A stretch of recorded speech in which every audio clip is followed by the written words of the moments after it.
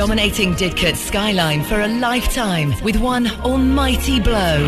The steaming giants will be no more. This is an end of an era, and with huge anticipation, I'm really looking forward to the party. It's really going to be this Cape Canaveral event, watching these towers come down. On Sunday morning from 9, we celebrate the lives and stories forever linked to this most unlikely of landmarks. It's the final count. From the moment of firing to the moment of them coming down, you've got no more than about 10 seconds. When you see them three structures all coming down successfully, you know you've done your job, you're happy. Celebrating Didcot's cooling towers, Sunday morning from 9 on BBC Radio Oxford. 10, 9, 8, 7, and all the crowd around the external perimeter, they get involved. 6, and the crescendo of noise kicks in, and then all of a sudden it's 5, 3, 2, 1, and you hear that word fire.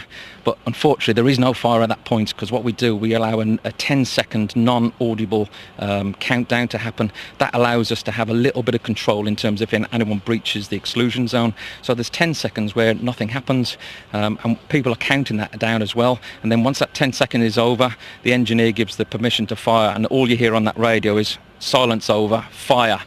Bang, and as soon as he blasts it 13,000 metres a second, the line is ignited and all 7,500 explosives go off. To have a friend who was on the commissioning side, building the place, and I can remember being taken around on a trip looking at big holes in the ground where the footings are being installed. There was nothing built above the ground then. That was the foundations for those massive towers and in fact the main site. What sticks in my mind, there was lorries everywhere, thousands of lorries parked in the outer car park because of Amy's sand and gravel were just down the road in Sutton Courtenay, and I think if it got 4 wheels on it, they were using it to convey sand and ballast from the pits at Sutton Courtenay onto site to make into concrete. Will you be on Sunday?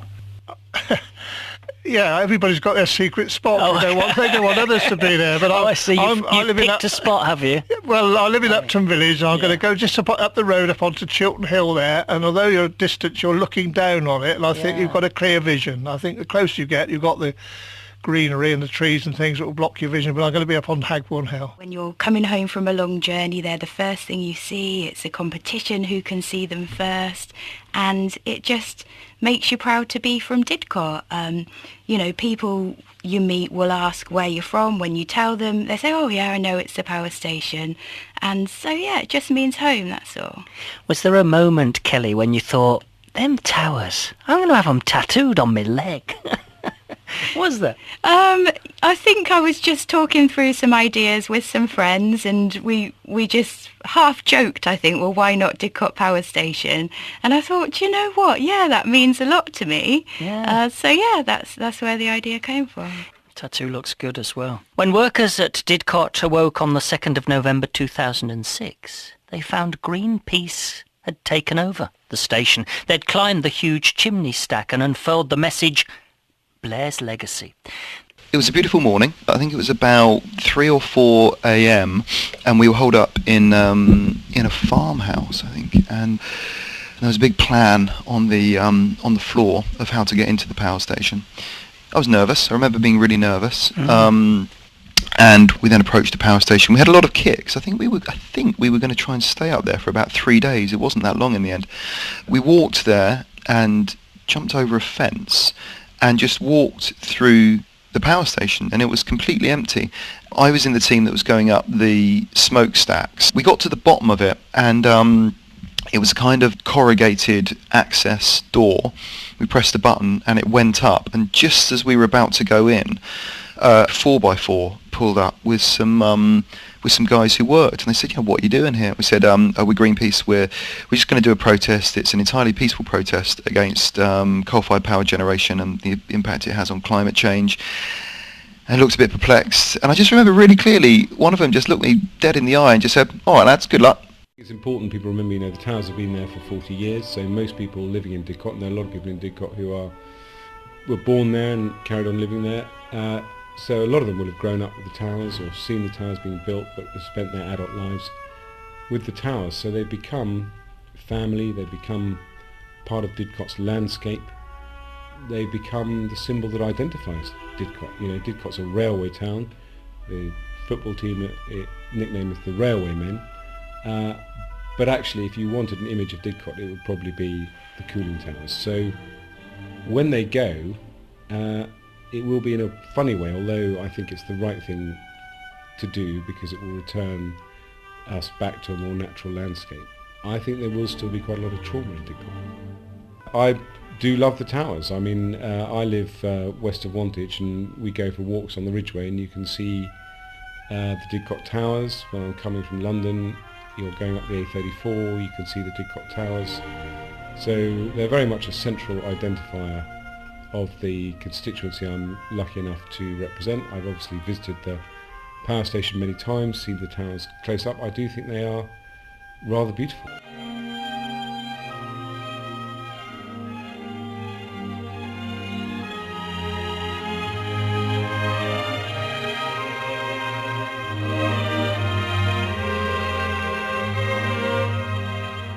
Well, I'm very sad that RWE npower, the owners of the power station, and Coleman's, their contractor, haven't approached this with more imagination. I absolutely understand that safety has to be paramount. I completely understand that.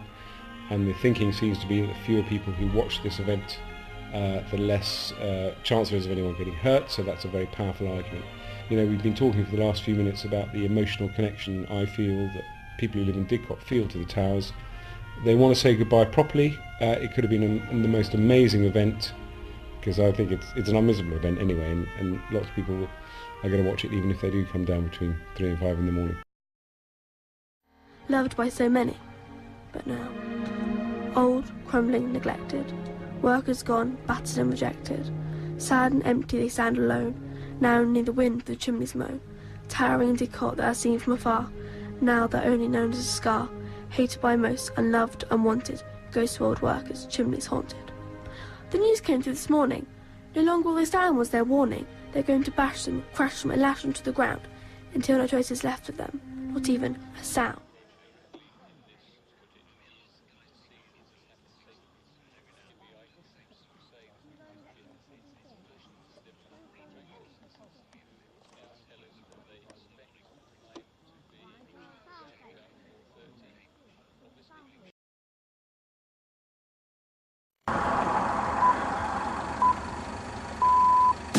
Oxfordshire News, Oxfordshire Life. The Didcot Towers Demolition. BBC Radio Oxford. Radio for Oxfordshire. Good morning, it's 3 a.m. Sunday morning. Welcome to this special programme in the middle of the night as we mark a little piece of Oxfordshire history. The landscape of our county will be redrawn this morning. The cooling towers of Didcot Power Station have been a symbol of the town for a couple of generations now. For many, they are the dreaming spires of Didcot. This morning, the 3 most southerly towers will be demolished in a massive controlled explosion.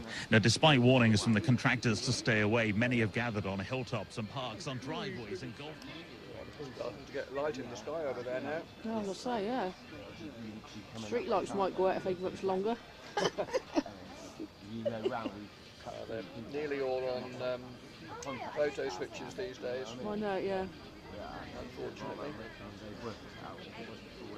Did you find anything? Theory, all these people Eh? sat around in silence as though they're waiting for Armageddon. Is that the 10 seconds, at the minute one, or what is it? I don't know. Something mucking about. I thought you were mucking about, I was like, you're doing about 20 times. We should hear the countdown, shouldn't we? Are they going to do a countdown or? I think they are, the people under the... But they won't, I don't think they'll Under hear the tower it. they are, but I don't think we should hear it. There's supposed to be sirens. Is there? Yeah, like a warning siren. Yeah. I've got Radio Oxford on, whether we should get that, I don't know.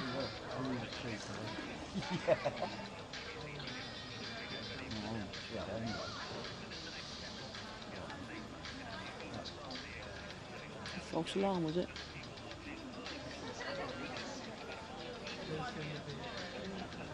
It's getting cold, isn't it? Bit new.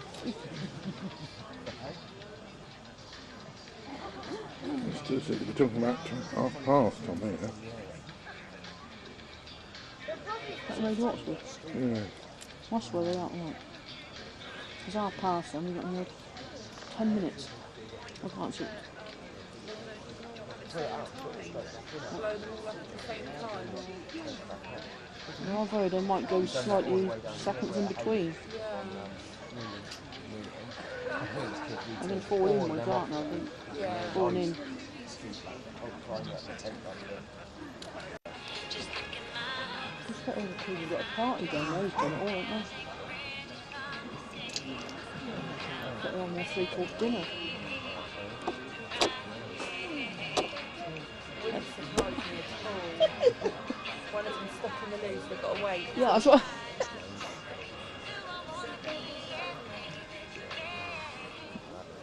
That's probably what the workers have been doing this evening, is having That's what I said. a few sherries, More than that, sort of 3-course passing dinner. the time like us.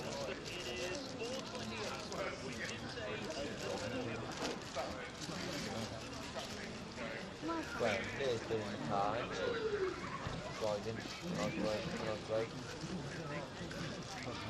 Certainly getting lighter is better, isn't it? No.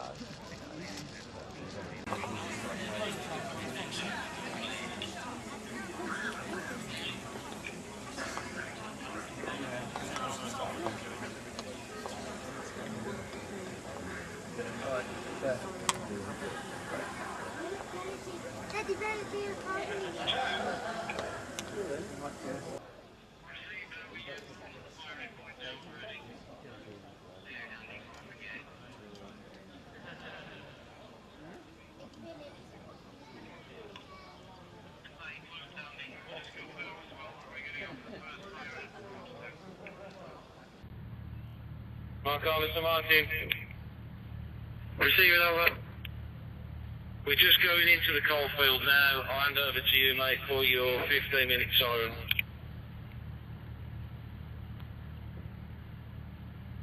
We've already done the 15 minutes one, Mark. Oh, I never heard it. 1 in 2 minutes will be the 10-minute siren. Over.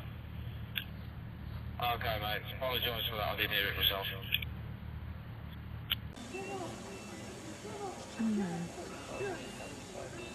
It's 5 o'clock, I think. Is that 15 minutes or what?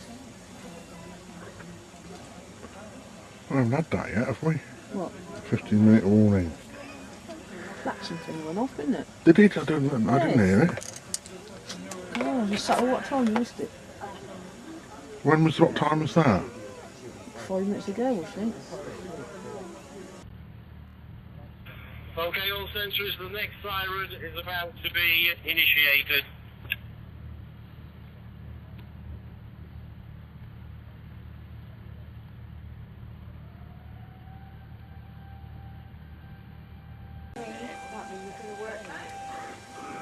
No.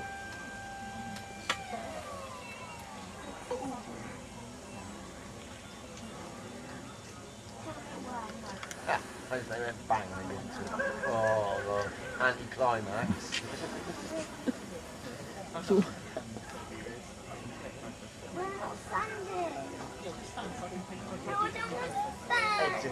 10 minutes to Blowdown now, sentries. Can we make sure we're all extremely vigilant and let us know straight away if you see anything that's untoward in the zone? Over. Actually, it's Mark Hollissey. Is there any chance of doing that siren and putting a radio next to it, mate, please? It's definitely not, we can't hear it in the coalfield at all. Can't hear it on the track either. Okay, I'll do the next one in 20 seconds.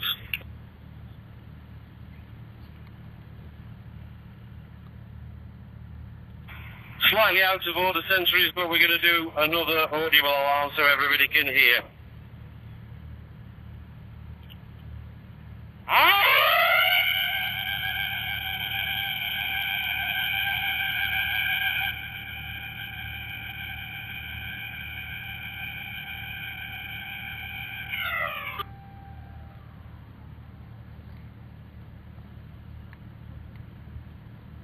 Nine minutes now to Blowdown.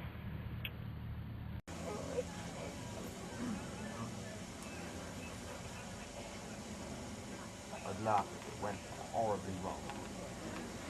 You wouldn't be going to work Monday. It went horribly wrong, would you?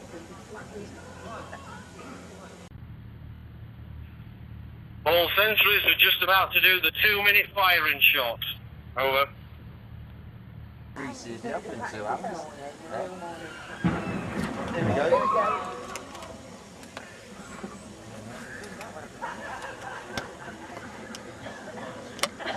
Now you're supposed to blow off the bloody doors. Yeah.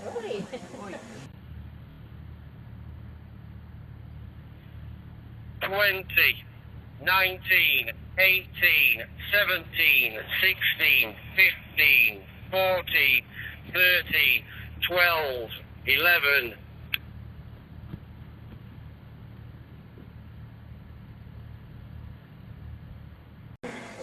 It's hard work not doing it.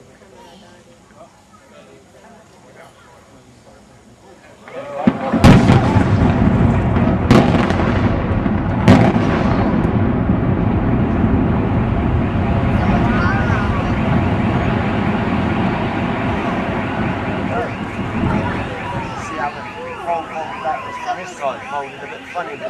Car alarm's going. Make them go that way, ain't they?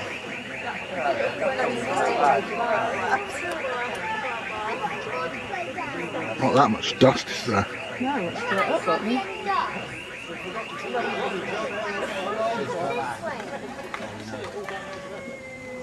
Oh, look, I've got the birds, poor devils. Down on 5 o'clock, why didn't they say that? That was the long towers. Oh, blimey. Firing now.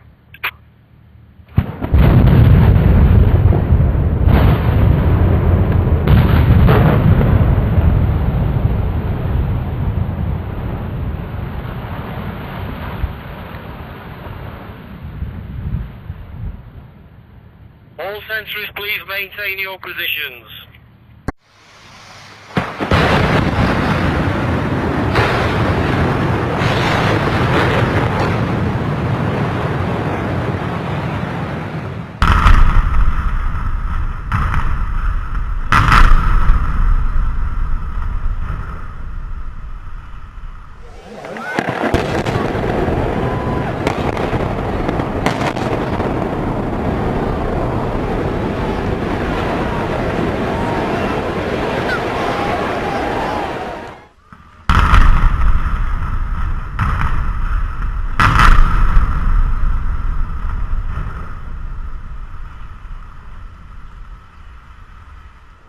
Three southern cooling towers of Didcot A are gone.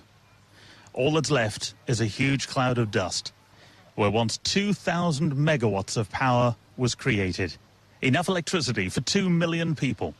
Now it's reduced to rubble, and the landscape of South Oxfordshire has changed. Well, that was quite impressive, Danny. All of a sudden, the big dust cloud just hit our village, Foxhall Manor Park, with dust, etc. The cars are covered, my roses are covered in it. Everything I thought was going to happen has actually happened. Well, I've just run my finger across the bonnet of my car. It's about, I don't know, it's absolutely covered. It's not that thick, but the whole thing is covered in dust. You know, you can write my name in it quite legibly. Everything's filthy, and the dust cloud. I mean, it has actually cleared now, but it was just like suddenly being in a big thick fog, and it came across. We all had to go indoors. It was thick in the air. You couldn't breathe it properly. You had to go in and get out of it quickly. Although Kieran did say to me on the other day that the blokes were going to come round and with pressure washers and have a look at everything. Well, we haven't seen anybody yet. I tell you what it reminded me of was the solar eclipse in 1999. I've been a resident of Didcot for all my life. My granddad actually come down from Stokesley in Yorkshire to come and actually build the power station towers. So kind of for them that I'm here, really.